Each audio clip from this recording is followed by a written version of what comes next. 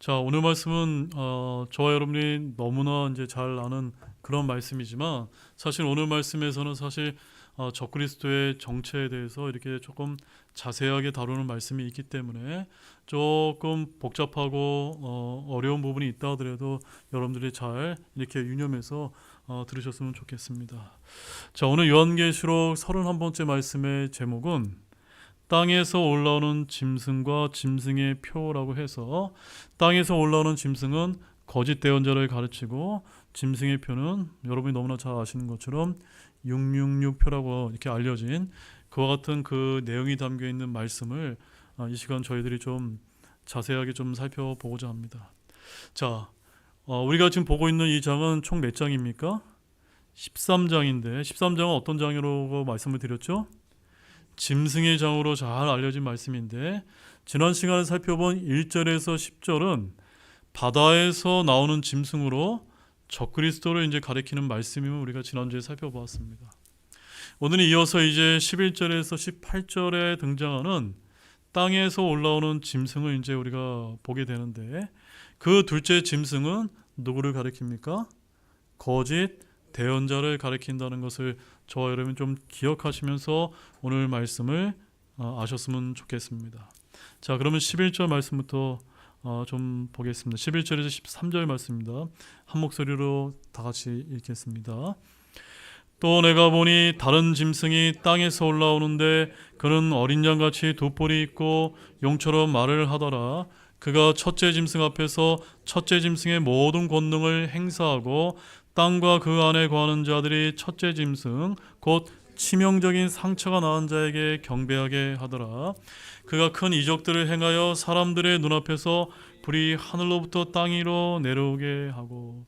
자, 먼저 우리 11절 말씀을 여러분들이 주목해서 보신다면, 사도 요한은 또 다른 짐승이 땅에서 올라오는 것을 보았는데, 땅에서 올라온 또 다른 짐승은 누굽니까? 거짓 대언자라는 것을 우리가 좀 알 필요가 있습니다. 지하에서 하나의 짐승이 올라왔는데 바다가 아닌 땅에서 올라왔다는 점입니다. 여러분, 성경은 지옥의 문들이 여러 개라고 말씀하시는 것을 여러분 알고 계십니까? 지옥의 넓이는 또한 계속해서 확장되어 가고 있고, 바다 밑과 땅 밑에 모두 지옥이 넓게 펴져 있다고 저는 이렇게 보고 있습니다. 아래에서 위로 올라오면 그 위가 바다일 수도 있고 또한 땅일 수도 있습니다. 그래서 첫 번째 짐승은 자기 처소에서 올라오는데 위는 어디였습니까? 바다였습니다. 그리고 요한은 바다 위로 올라오는 짐승이라고 했던 것이고, 오늘 우리가 보고 있는 이 두 번째 짐승은 어디로 올라왔습니까? 바다 없는 구덩이에서 나와서 땅 위로 올라왔다라고 말씀하고 있는 것입니다. 이렇게 지옥은 매우 좁은 협소한 공간이 아니라 어쩌면 대륙의 크기보다 훨씬 더 클 수 있다라고 여러분에게 좀 강조를 드리고 싶습니다. 왜냐하면 여기 잠언 27장 20절 말씀을 함께 우리 보십시오. 읽어보겠습니다. 지옥과 멸망이 결코 가득 차지 아니하는 것 같이 사람의 눈도 결코 만족하지 아니하리라. 지옥이 어떻다고요? 가득 차지 않는다는 겁니다. 지금까지 여러분들 얼마나 많은 사람들이 죽어서 지옥에 가지 않았습니까? 앞으로 갈 사람도 훨씬 더 많습니다. 그런데 어떻다고요? 가득 차지 않을 정도로 아주 협소한 공간이 아니라 어마어마하게 넓은 공간이라는 것을 보여주고 있는 것입니다.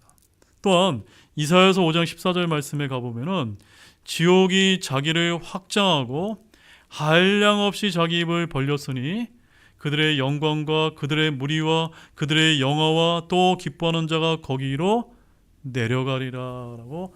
지옥이 어떻게 된다고요? 자꾸자꾸 확장한다. 왜 그럴까요, 여러분?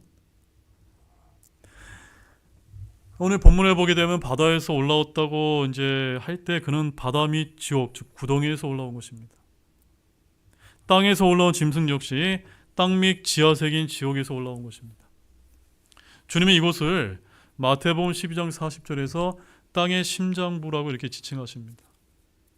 그리고 잠언 7장 27절 말씀에 가보게 되면 지옥에는 방들이 여러 개 있는데 거기는 사망의 방들로 내려가는 길이다라고 이렇게 말씀하고 있고, 또한 문들이 많이 있다라고 마태복음 16장 18절에서 말합니다. 그래서 마태복음 16장 18절에서는 주님께서 내가 내 교회를 세우리니 지옥의 문들이 그것을 이기지 못하리라고 해서 지옥이 문들이 여러 개 있다고 말씀하고 계십니다.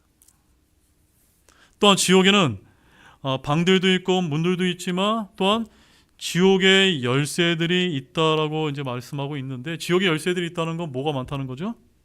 문들이 많이 있기 때문이다라는 것을 우리가 계시록 1장 18절에서 볼 수가 있습니다. 또한 계시록 9장 1절을 가보게 되면 바닥 없는 구덩이에도 문이 있고 열쇠가 있다라고 해서 9장 1절에 바닥 없는 구덩이에 열쇠가 주어졌더라. 그가 바닥 없는 구덩이를 여니. 바닥 없는 구덩이 열려면 뭐가 필요합니까? 열쇠가 필요하고 이제 문이 필요한 겁니다. 그래서 이 첫째 짐승이 우리가 7머리와 10뿔을 가진 짐승이었는데, 오늘 사도 바울이 지금 본 짐승은 어떤 모양을 하고 있습니까? 어린 양같이 용처럼 말을 하는 그런 둘째 짐승이었다라고 말하고 있습니다. 즉, 첫 번째 짐승과 둘째 짐승 다 무엇과 연관이 되어 있습니까? 용과 관련이 되어 있습니다.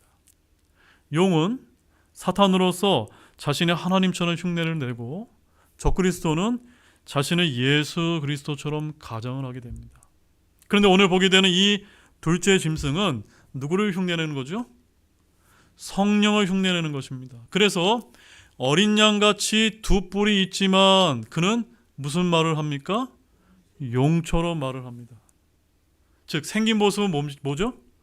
생긴 모습은 마치 양처럼 순하지만 그는 용의 말을 하는 사탄 마귀임을 말해주고 있는 것입니다. 그의 역할은 마치 대언자의 이런 역할이고, 그는 성경에서 거짓 대언자다라고 이렇게 말합니다. 그래서 계시록 16장 13절 말씀 함께 읽어보시죠. 또 내가 보니 개구리 같은 부정한 영 셋이 용의 입과 짐승의 입과 거짓 대언자의 입에서 나오더라. 부정한 영 셋이 뭐라고요? 용의 입, 짐승의 입, 거짓 대언자의 입. 바로 사탄의 삼위일체를 보여주는 그런 구절입니다. 비둘기 같은 거룩한 영은 아버지의 영, 그리스도의 영, 성령인데 이 셋은 거룩하신 하나님의 삼위일체를 보여주고 있습니다. 그런데 여기서 용, 짐승, 거짓 대언자의 역할이 정확히 아버지 하나님, 아들 하나님, 성령 하나님의 사역을 모방하고 있다는 것을 우리가 쉽게 알 수가 있는 것입니다. 아버지께서 아들을 보내시고 그분이 죽고 부활하신 후에 곧 성령을 보내지 않았습니까? 마찬가지로 용 역시도 짐승이 죽은 자 같다가 치명적인 상처가 났고 다시 살아나자 누구를 보냅니까? 거짓 대언자를 보내는 것입니다. 바로 성령은 오직 예수 그리스도를 증언하고 각종 표적과 이적과 권능을 행했습니다. 마찬가지로 거짓 대언자 역시도 이적과 권능을 행하는데, 바로 성령님께서는 오직 예수 그리스도만을 높이고 그분을 증언하고 그분을 믿게 하지 않습니까? 그런데 거짓 대언자 역시 어떨까요?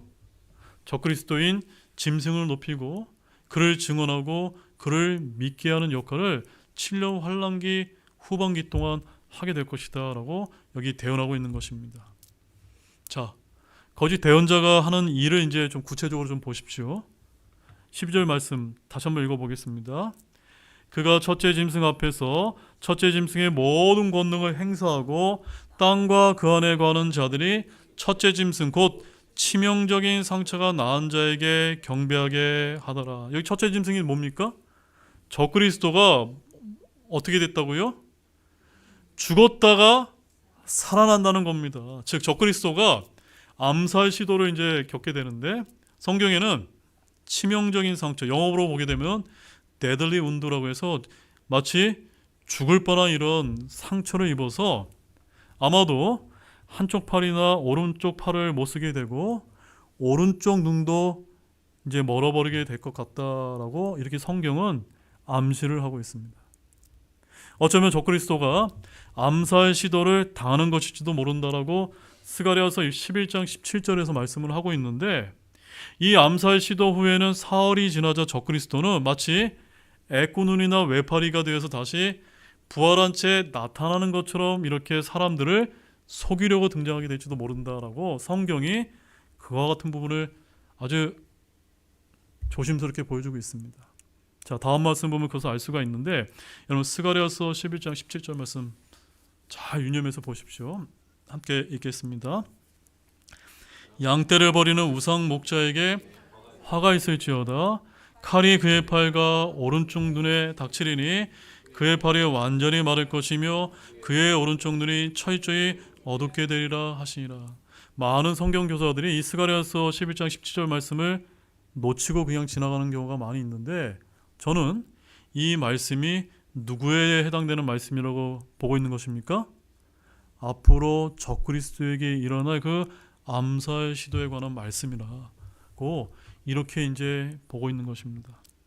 사실 이 암살 시도는 적그리스도가 누구를 모방하는 겁니까? 2000년 전에 오셨던 예수 그리스도의 부활을 모사하기 위해서 의도된 연극이라고 이렇게 저는 보여집니다. 어쨌든 그는 무덤에서 부활하신 예수님 양 흉내를 내며 아마도 부활을 선언하면서 나타나게 될 것이라고 보여집니다. 12절에서 땅에서 올라온 이 둘째 짐승이 하는 일을 잠깐 잘 보십시오. 첫째 짐승 앞에서 첫째 짐승의 모든 권능을 행사한다고 말합니다. 이들은 결코 분리될 수 없는 존재처럼 같은 일을 행합니다. 이 짐승은 땅과 그 안에 거하는 자들로 하여금 첫째 짐승 곧 치명적인 상처가 나은 자에게 경배하게 합니다. 땅에서 올라온 짐승은 자기에게 경배하라고 하지 않습니다. 자기를 믿으라거나 섬기라고 하지 않습니다. 그의 사역의 초점은 누굽니까? 첫째 짐승인 적그리스도입니다. 그는 치명적인 상처가 나은 자를 증언하는 역할을 하는 것입니다. 사실 성령님께서도 우리가 살고 있는 이 시대에 결코 자기 성령을 믿으라거나 섬기라거나 경배라고 하십니까? 안 하십니까? 안 하십니다. 성령님께서 오직 누구만을요?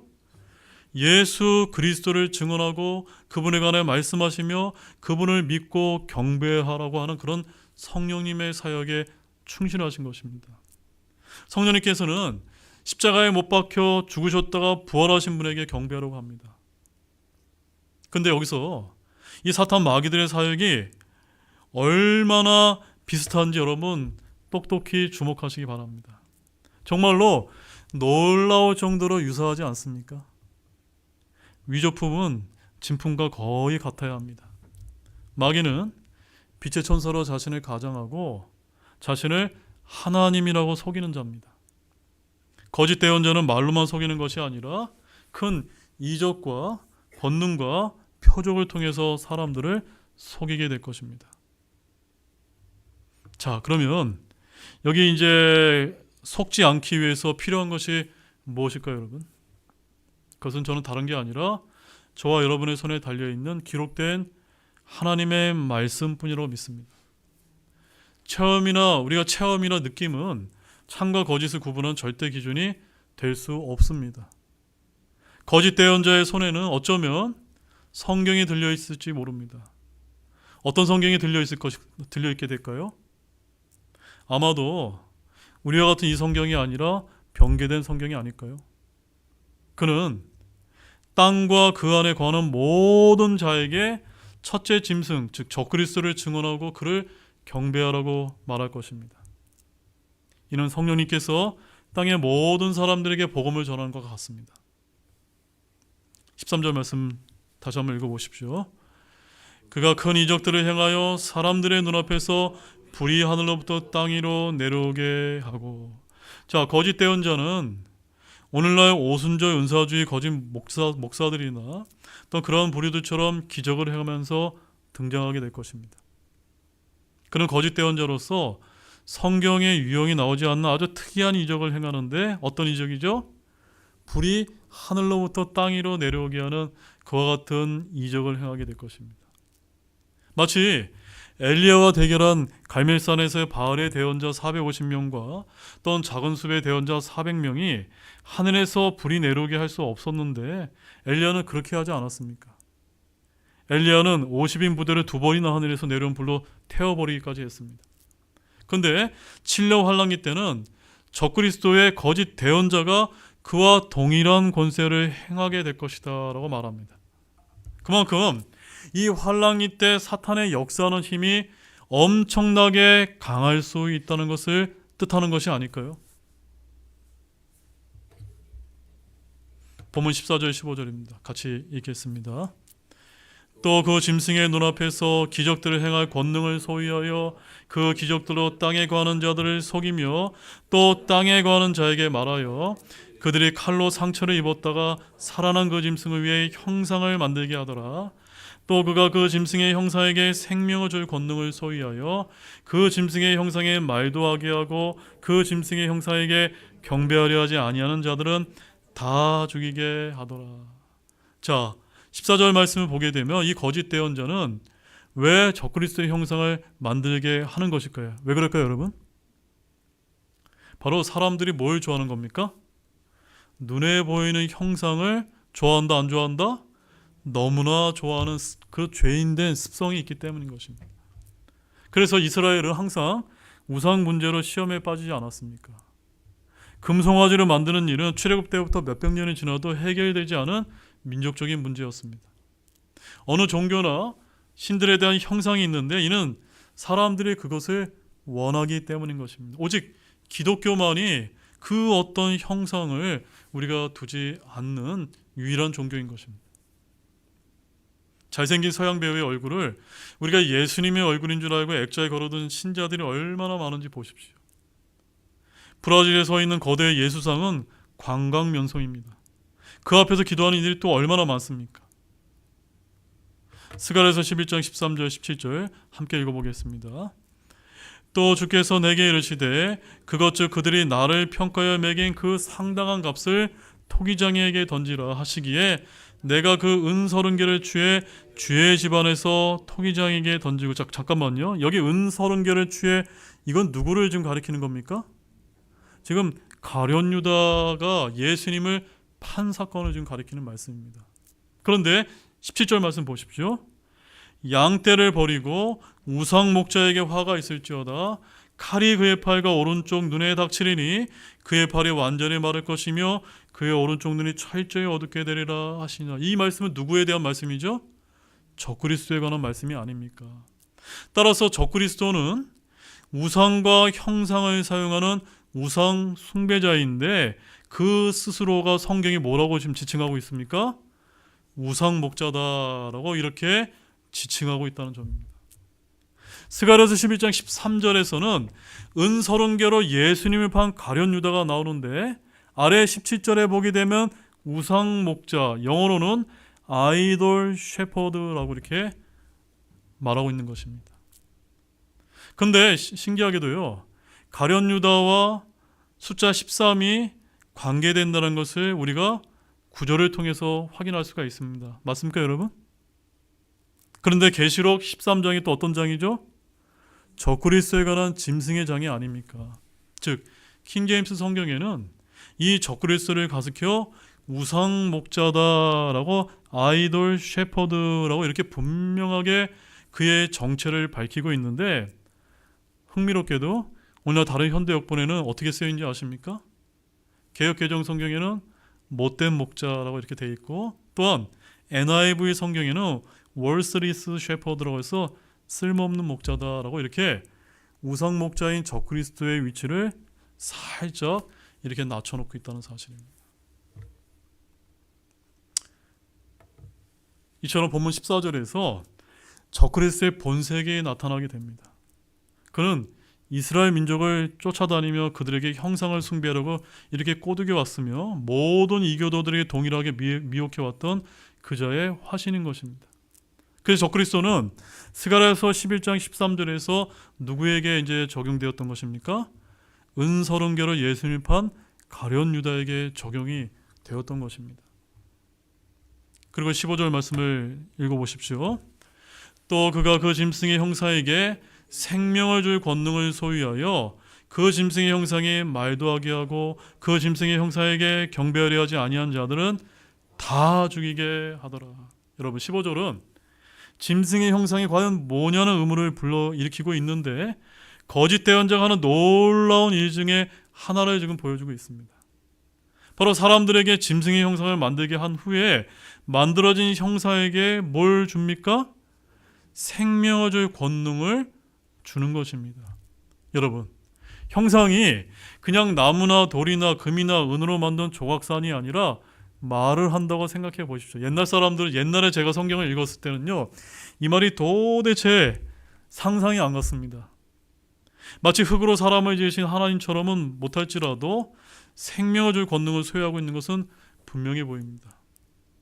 여기서 짐승의 형상에 말을 한다는 것이 정말 옛날에는 도저히 이해가 가지 않았지만 오늘날의 과학기술의 추세로 보게 될 때 그렇게 어려운 기술이 아닐 수도 있겠다라는 생각이 저는 요 근래에 참 많이 들고 있습니다. 최근 나날이 발전하는 이 AI 기반의 인공지능 휴머노이드 로봇 기술의 발전상을 보게 되면 어쩌면 이 짐승의 형상에 말을 하는 것은 아무것도 아니겠다라는 이런 생각도 드는 것이 솔직한 생각입니다. 하지만 여러분, 성급한 사람들은 이것이 로봇 같은 것이다라고 이렇게 주장할지 모릅니다. 그러나 본문에 우리가 충실하게 한번 해석을 해보자면 생명은 문자 그대로 육체적인 생명을 말한다고 저는 그렇게 믿습니다. 맞습니까, 여러분? 사탄은 무생물체의 생기를 불어넣어서 살아 움직이게 만드는 능력, 즉 약간의 창조 능력을 갖고 있다고 성경이 우리에게 알려주고 있는데 우리가 출애굽기를 연구해 보게 보면 사탄도 그러한 재창조 능력이 있음을 조심스럽게 우리가 볼 수가 있습니다. 그러나 사탄은 하나님처럼 또 예수님처럼 이미 썩어버린 육신을 새 사람으로 만들어 부활시키는, 즉 나사로와 같은 부활은 할 수 있는 능력이 없는 것입니다. 그래서 여기 첫째 짐승은 지금 어디에 있을까요? 예루살렘에 있습니다. 근데 그를 경배하기 위해 만든 형상이 입을 열어 말을 합니다. 또한 그 짐승의 형상에게 경배하려 하지 않는 자들은 다 죽이게 합니다. 거짓 대언자는 성령의 권능과 표적을 그대로 재현해 보입니다. 성령께서 생명의 영이듯 거짓 대언자는 생명을 줄 권능을 가지고 형상에게 생명을 부여하고 말을 하게 만드는 것입니다. 본문 16절에서 18절을 같이 또 이어서 읽어보겠습니다. 그가 모든 자 곧 작은 자나 큰 자나 부유한 자나 가난한 자나 자유로운 자나 매인 자에게 그들의 오른손 안에나 이마 안에 표를 받게 하고 그 표나 그 짐승의 이름이나 그의 이름의 수를 가진 자 외에는 아무도 사거나 파지 못하게 하더라.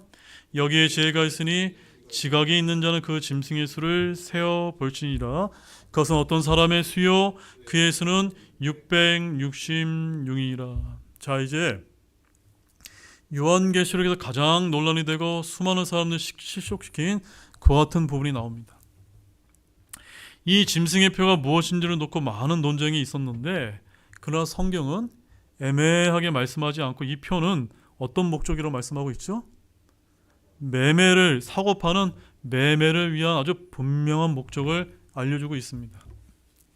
사탄은 다니엘보다 현명하기 때문에 타락한 인간들을 지배하는 방법은 그들의 배를 통제하는 것임을 알고 있습니다. 그래서 과거의 고대 로마가 이런 민중을 다스린 수단은 빵과 서커스였다고 합니다. 그리고 적그리스도는 동일하게 매미할 수 있는 표와 기적쇼로 민중을 지배하게 될 것입니다. 그러면 이 짐승의 표를 받게 하는 것이 여러분 언제일 거라고 여러분 생각이 되십니까? 계시록 22장까지 있는데 계시록 11장에서 적그리스도가 등장을 하고 여기 13장에서 적그리스도와 거짓 대언자가 등장하는 것을 봤을 때 언제 짐승의 표를 나눠주게 될 것이다 라고 여러분 여겨지십니까? 네, 바로 7년 환란기 중반 이후 때부터라는 것을 알 수가 있습니다. 바로 후 3년 반에 해당되는 시기인 것입니다. 바로 짐승의 형상이 세워지고 그에게 경배하게 할 때입니다. 짐승의 표는 짐승의 형상에게 경배하는 사람에게 주어지는 표식입니다. 바로 성도들이 우리가 구원받은 후에 뭘 합니까? 물로 침례를 받고 성령으로 인침을 받듯이 이 거짓 대언자 역시도 짐승의 형상에게 경배하게 한 혼들에게 뭘 주는 겁니까? 666표를 나눠주는 것입니다. 그래서 짐승의 표는 적그리스도의 왕국이자 적그리스도를 내가 숭배한다는 그 교도라는 증거이며 어쩌면 신분증일지도 모릅니다. 자, 그럼 이 짐승의 표는 누가 주게 될까요? 아마도 거짓 대언자로 이렇게 보인다는 점입니다. 본문 16절 말씀 다시 한번 읽어볼까요? 그가 모든 자 곧 작은 자나 큰 자나 부유한 자나 가난한 자나 자유로운 자나 매인 자에게 그들의 오른손 안에나 이마 안에 표를 받게 하고, 여러분 여기 제가 빨간색으로 표시를 해놨죠. 어디입니까? 오른손 안에, 영어로는 in이라고 기록되어 있고 이마 안에라고 in이라고 이렇게 킹제임스 성경에 기록이 되어 있습니다. 그런데 이 킹제임스 성경을 제외한 다른 현대 역본에는 어떻게 기록이 되어 있냐면 오른손 위에, 이마 위에라고 in이 아니라 둘 다 on으로 이렇게 변개를 해놓았다는 점입니다. 여기에 짐승의 표의 위치에 대해서 우리 크게 한 두 가지 견해가 이제 대립이 되고 있는데, 먼저 첫 번째, 오른손과 이마 안에, 즉 몸속에 삽입이 된다고 하는 이런 견해가 있고, 둘째는 안에, 즉 몸 안에 삽입되는 것이 아니라 표를 받는 신체의 부위며 위에라고 하는 표현은 표가 찍히는 위치라는 견해가 서로 대립이 되고 있는 것입니다. 여러분 이해가 되셨습니까?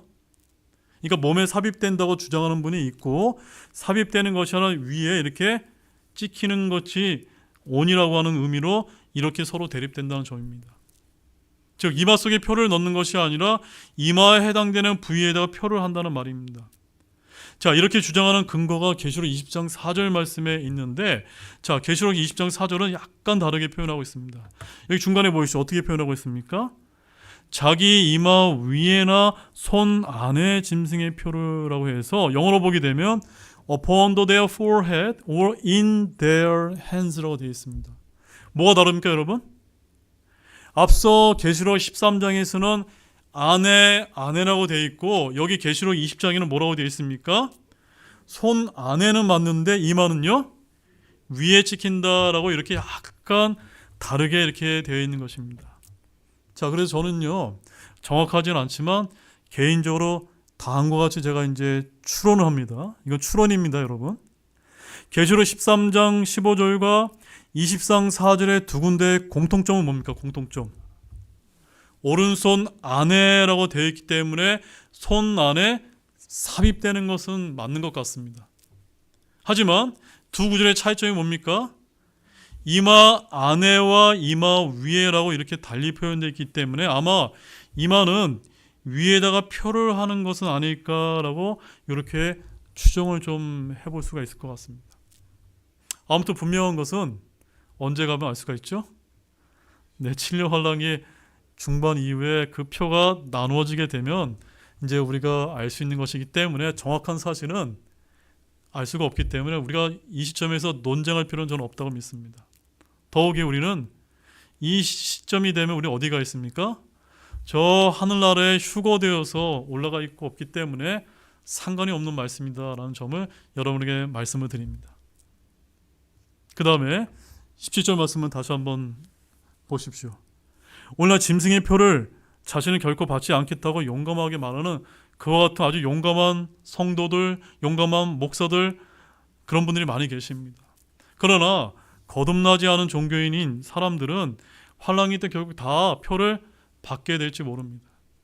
환란기 때는요 마시지 않고서는 표를 받을 수 없도록 사회 분위기가 조성하게 될 것입니다. 그래서 얼마 전에 우리 이제 코로나가 터졌을 때 어땠습니까? 코로나 이거 이제 뭡니까 그게 접종을 하지 않으면 들어가지도 못하게 하는 이런 아주 그런 사회 분위기가 형성되지 않았습니까? 만약에 여러분에게 집에 갓난아이가 있는 경우에는 자기 어린 자식이 굶어 죽어가는 모습을 보면서 표를 받지 않을 부모가 없지 않지는 않겠습니까? 그런데도 휴거 대신에 환란기를 통과해야 된다고 선동하는 이런 분들은 저는 철이 없는 것인지 아니면 마귀에게 단단히 속아서 불 속으로 날아드는 불나방처럼 미혹하는 것 같다라는 점을 말씀드리지 않을 수가 없는 것입니다. 18절 말씀 다시 한번 읽어보십시오. 여기에 지혜가 있으니 지각이 있는 자는 그 짐승의 수를 세어볼지니라. 그것은 어떤 사람의 수요 그의 수는 666이니라. 자, 여기 이제 18절에 666표가 본격적으로 등장을 하는데, 이 666에 대해서는 굉장히 광범위한 주제를 다루고 있지만 아주 잠깐만 제가 좀 여러분에게 좀 소개를 하겠습니다. 자, 성경에서 666과 관련된 것을 찾아보게 되면은 에스라서 2장 13절 말씀에 아도니감 자손이 666명이며 라는 구절이 있습니다. 바로 아도니감은 반역의 우두머리라는 것을 뜻하는데 그 구절도 13절입니다. 그리고 역대하 9장 13절 말씀을 함께 읽어보실까요?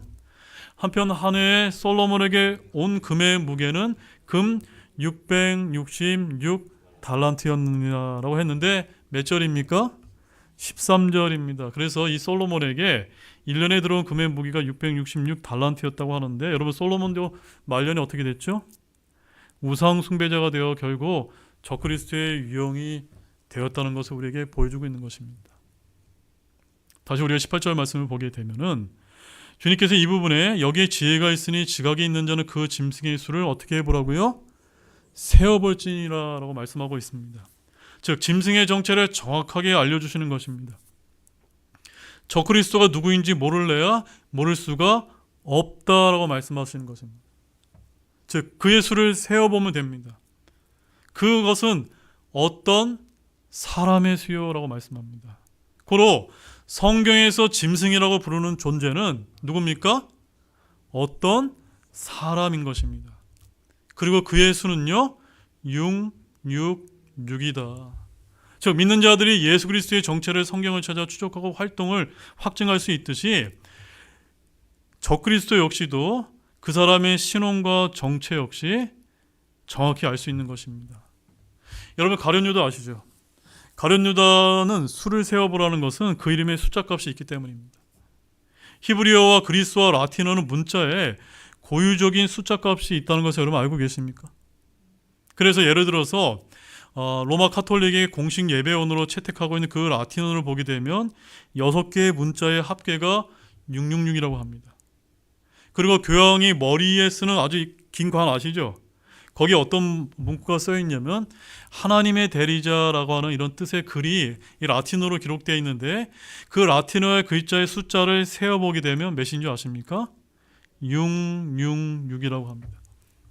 이와 같이 큰 환란기 때 자신을 하나님이라 자처한 한 인물 또는 경배를 요구하는 한 인물이 있을 때 그의 수를 세어보게 되면은 간단하게 그가 성경에서 증거하는 적그리스도인지 아닌지 분별할 수 있습니까? 없습니까?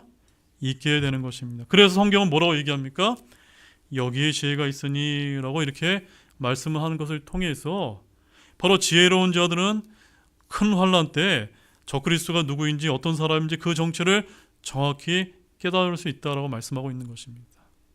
하지만 사악한 자들은요 아무도 깨닫지 못할 것입니다. 자, 이제 마지막으로 정리하면 이 짐승의 숫자는 한 사람, 즉 적그리스도는 한 인물과 관련된 숫자인 것입니다. 어떤 전천년주의자들은 666이 인류의 숫자라는 식으로 해석을 하는데 6이 인간의 숫자이지 666은 그렇지 않습니다. 그것은 분명히 한 사람, 즉 적그리스도의 숫자인 것입니다. 이제 결론의 말씀을 여러분에게 드리도록 하겠습니다. 사랑하는 여러분, 이 계시록 13장은 666과 또 이 거짓 대언자를 다루고 있기 때문에 많은 이제 관심을 받고 있습니다. 그러나 대부분의 사람들은 이 적그리스도를 히틀러와 같은 역사적인 사악한 자들보다 좀 더 사악한 인물 정도로 알고 지나가 버리는 경우가 많이 있습니다. 그가 진정으로 불법의 신비여서 사탄이 육화가 된 인물이라고 믿는 것은 어쩌면 큰 믿음이 필요한 일이어서 오늘날은 좀처럼 사람들이 믿지 않는 것은 아닌가 싶습니다.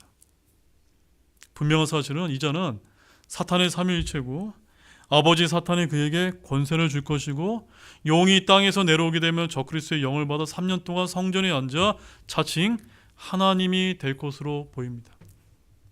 전 세계는 이미 이 적그리스도를 받아들일 준비가 되어 있고 그가 나타나게 되면 모든 종교는 즉시 그를 메시아요 평화의 사도로 받아들이게 될 것이며, 짐승 숭배를 거절하는 자는 인류를 적대하는 위험인물로 되어서 그 자리에서 즉결 처형이 될 것입니다.